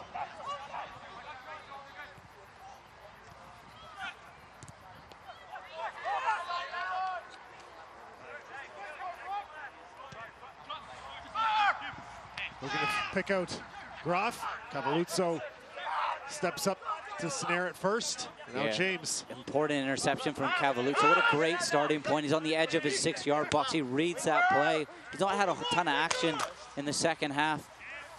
It's important mentally. He's engaged. Big, strong, loud shout from him comes out and claims it. It's a great ball in. I think it was from Forbes, just trying to pick out Graff in the box. He angled his run into the box. Excellent. Just drifted off the shoulder of one of the Toronto FC defenders.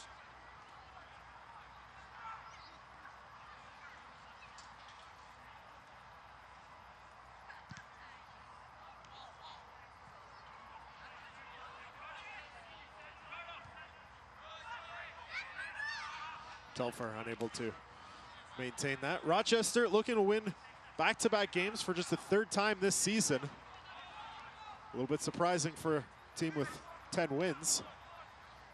They've only won on back-to-backs twice. Currently 5th. We touched on it in our pregame show, Matt. I think they'll be trying to push to get into the top 4 of the conference to get that home field advantage. Their team in very good form. Only lost twice since the 5th of August in 10 games. And their 2 losses came to an 83rd minute winner from Charleston 2 weeks ago and against the New York Red Bulls, where they went down to 9 men. Forbes was one of the players that got sent off.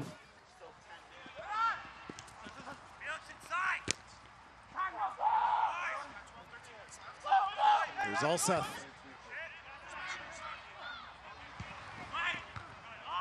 They've got an opportunity. They're level with Tampa Bay. Tampa Bay lost 4-2 to the New York Red Bulls earlier today.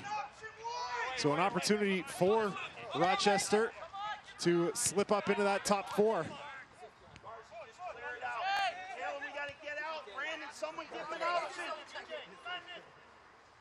Come on, Jalen.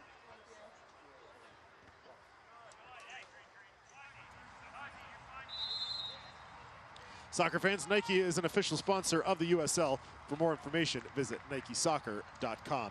Substitution for Rochester in the 81st minute. Coming into the match, number 10, Sofiane Tursaw. Subbing into the match, number 22, Jalen Brown. Jalen Brown coming out. Sofiane Turgu coming on. Brown gets his first goal in 8 starts this season. Thought he ran himself into the ground. Looked extremely lively in the first half. Him and Lee had a wonderful partnership down the left-hand side.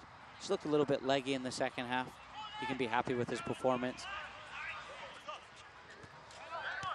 This year he was drafted 38th overall by New York City FC. Wasn't signed, ended up signing obviously with Rochester Rhinos.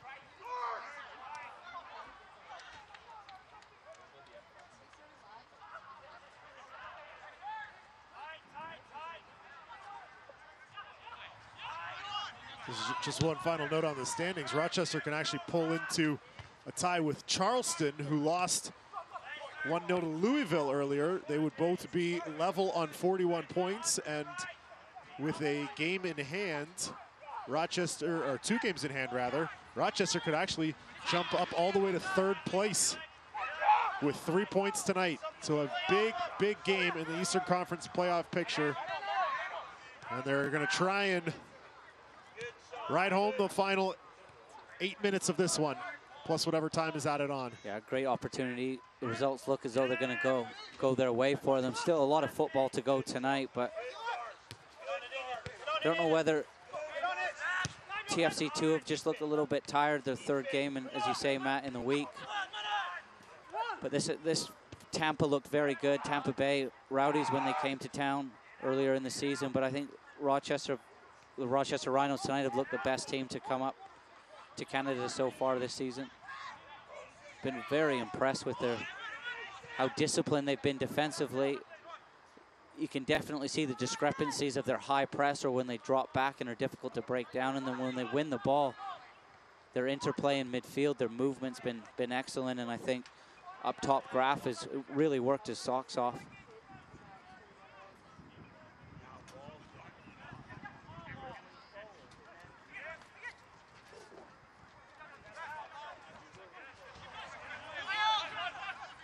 Back for Cavalluzzo.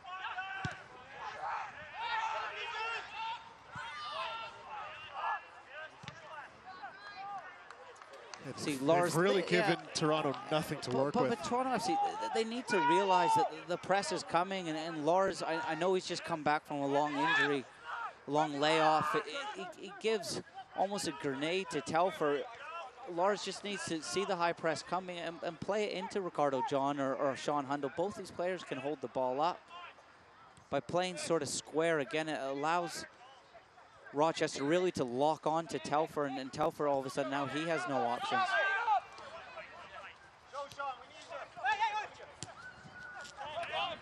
James.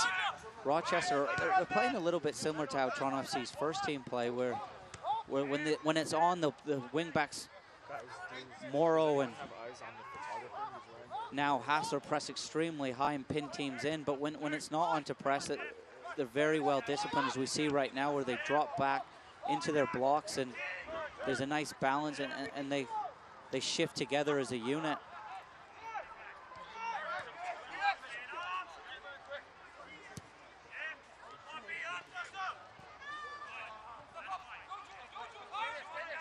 Out for a Rochester throw.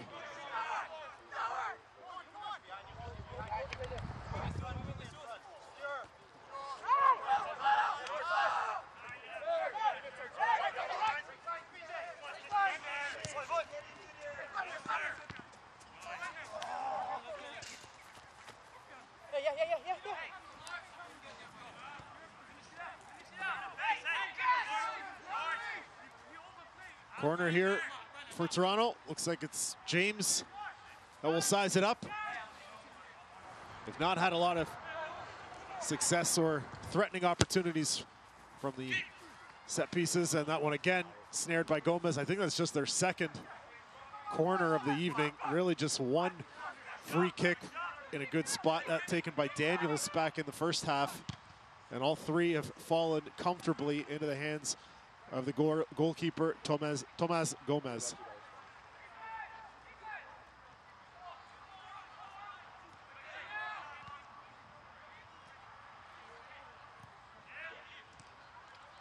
Under 5 minutes to go here. Rochester, a goal all the way back in the 10th minute. It was Jalen Brown.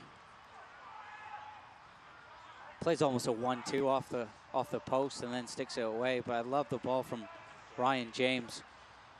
Whipped into that near post space, and if you run across the near post as an attacker, stuff happens, whether it's creating space for others or just beating defenders to it. Terry, hear me out. Knew Cavalluzzo was going to make the save, so intentionally off the post right back to No, I'm kidding. I'm kidding.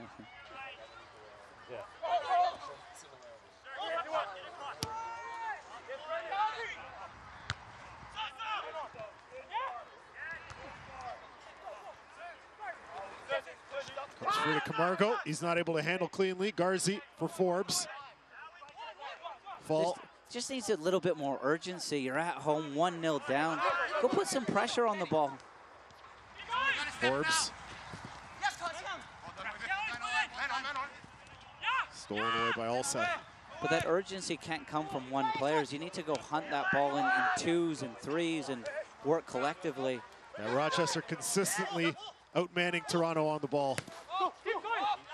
Been very impressive the season they've been able to put together, losing their two top goal scorers from last season. We probably talked about this the last time they were here. Steven Dos Santos, who's now in Ottawa, and Christian Valescu, who we saw on Wednesday with St. Louis, were instrumental in their attack the last 2 seasons. Yeah, 2 very good USL players. Dos Santos, big, strong, tall target man that's actually quite mobile, and Valescu, excellent player. His movement's very good. I call him the Jamie Vardy of the USL, always looking to run in behind. Scored a goal here on Wednesday. But as I said a couple of times, I've been impressed with Graf up top, not only with his threat in behind, but his work rate for the team. Here we see him again tracking back. Daniels for Eckenrode. Toronto's going to have to start applying the pressure here. Just 2 minutes to go. And no late game substitute available this time around, as Jason Bent used all 3 within the first 70 minutes. On Wednesday, he had the luxury of bringing on Sean Hundle right around this time, 88th minute. And Hundle scored in the 92nd. Hundle's been on the pitch for the full 90 tonight. He's struggled to create opportunities, though. Yeah, he's worked extremely hard up top, Hundle. Just not had a ton of joy. Just not had great service, in all honesty. We've mentioned a very tight defensive structure from this Rochester side. They've almost cut out the service too, Hundle, but by stopping that initial pass that Toronto FC have, trying to get that ball into Hundle. And when TFC2 have got into good areas, some of their passing's just been a little bit uncharacteristically sloppy.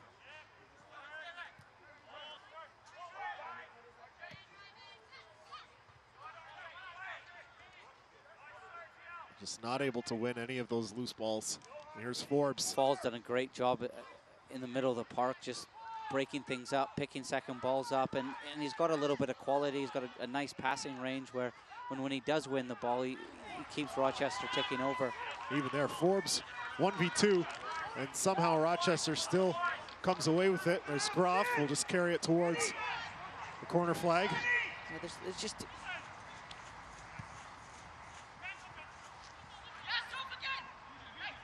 Is in for Turgut. 3 minutes of added time. 3 minutes of added time to the second half.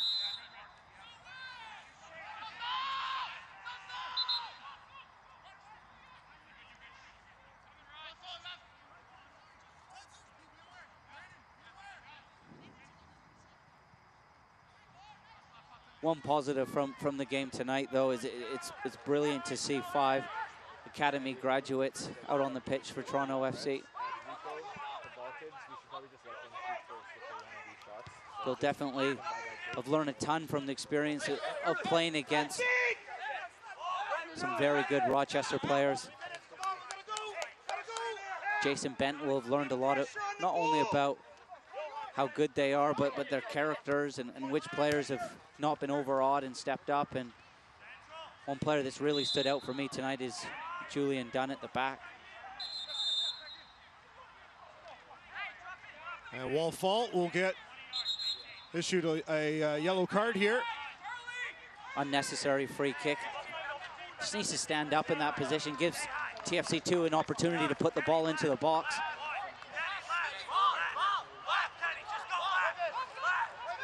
And that's actually a Fall was on a yellow card accumulation warning heading into tonight, so he will be suspended for their game next Saturday when they host Ottawa. That takes a deflection, out for a corner. It just goes off Beresford. Just lost his bearings a little bit. Bob Lilly will be disappointed with that booking. You can see him shaking his head now. I think Fall gets the yellow for talking back. I think you're right. Not a good delivery there from James, but it comes out for Daniels. James will loft it in again. It comes loose! Oh, what a glorious opportunity! Gomez's handling all night's been excellent. Drops it, falls to Aubrey. Just runs away from him a little bit. You're thinking he just needs to just touch it into the open net. It was right there for him. It's going to come from the second phase. Aiden Daniels picks it out, goes back to Allseth. It's a nicely whipped ball in. Just falls in his lap, goes off his thigh, and his touch just runs away from him. If he could have just let it fall right onto his boot, it would have been a tap-in and another stoppage time equalizer for Toronto. That's close. That's what happens when you don't score that second goal and really punish teams. I like that from Gomez, sticks his hand up in the air. My mistake, individual error. And his handling has been so sure all night, grabbing the Couple corners. of corners, yeah. And there's a full-time whistle. I'd say solid performance from Rochester and 3 points well earned. Their 11th clean sheet of the season, and they move up into a tie for third place in the Eastern Conference.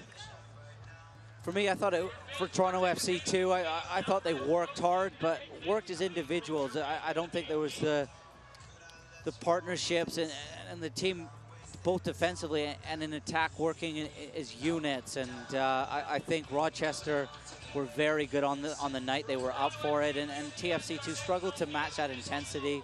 They did well to stick with them and to keep it to 1-0, and unfortunately, that chance at the end, Gomez makes a mistake. It just goes off Aubrey's thigh agonizingly, and he can't just stick it into the back of the net. But very, very, very good performance from the Rochester Rhinos tonight. And unfortunately, TFC2 couldn't carry on that momentum of a good win away in Charlotte and a good point at home to St. Louis on Wednesday.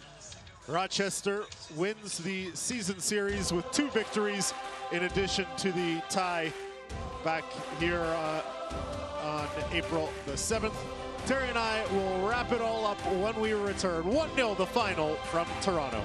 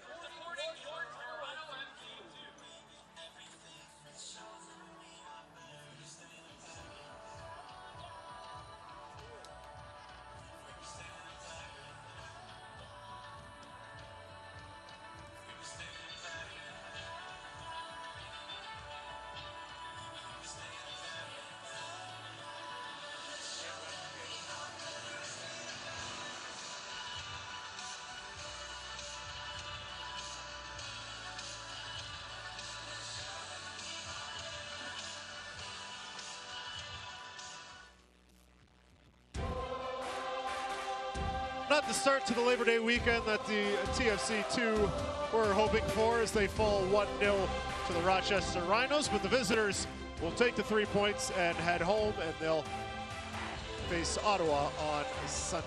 Hello everyone, welcome back inside. Matt Antonio and Terry Dunfield.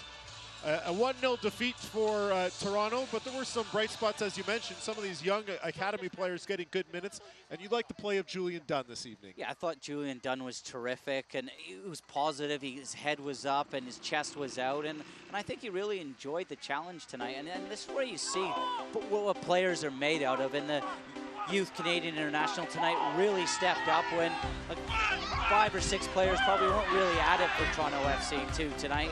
Another positive for me too was a couple of players coming back from injury, got important minutes. Allseth, Ricardo John up top, and unfortunately, Icam Andrews couldn't last the game and had to be subbed off after 20 minutes. Here's the full-time stats. 18 shots for Rochester, an impressive showing for them. Possession ends up being nearly equal, but Toronto you know, with a little bit of the pressure there as they trailed the game. It was definitely a better second half, though, Matt, from TFC2. There was a reaction from a sluggish first half, and for me, Julian Dunn was definitely the standout player for TFC2. A disappointing result for Toronto, but a learning experience, no doubt. Their next game will be back under the big lights of BMO Field 1 week from tonight when the New York Red Bulls 2 are in town, and we hope you'll join us then. For Terry Dunfield and our entire production crew, I'm Matt DiNicolantonio. Thank you for joining us. Have an excellent Saturday evening and a long weekend.